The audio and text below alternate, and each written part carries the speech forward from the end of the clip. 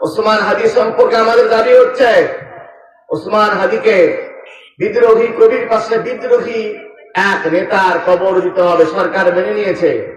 আমাদের দ্বিতীয় দাবি হচ্ছে শাহবাগ চত্বরের নাম শহীদ ওসমান হাদি চত্বর রাখতে হবে। তার কারণ বিপ্লবীরা যখন সেখানে জমায়েত হবে, যখনই কেউ স্বৈরাচার হয়ে উঠবে, যখনই কেউ মানুষের উপর নির্যাতন করবে, শাহবাগে গিয়ে সবার আগে যেন শরীফ ওসমান হাদির কথা মনে পড়ে। আমাদের একজন শরীফ ওসমান হাদি ছিল, ঠিক কিনা? সরকার এখনো সিদ্ধান্ত নেয়নি।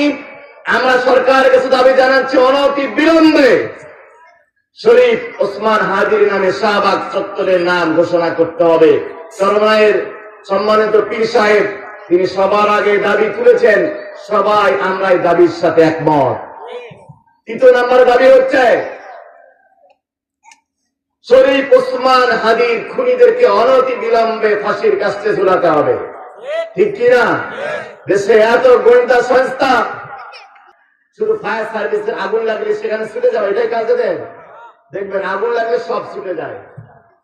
DGFI, police, army, BGB, RAB, দেশ ভর্তি এত নজরদারি, এরপর মানুষ হালুয়া ঘাট দিয়ে কিভাবে খুনিরা পালিয়ে গেল, এর জবাব এই সরকারকে, আইন উপদেষ্টা আসিফ নজরুলকে দিতে হবে।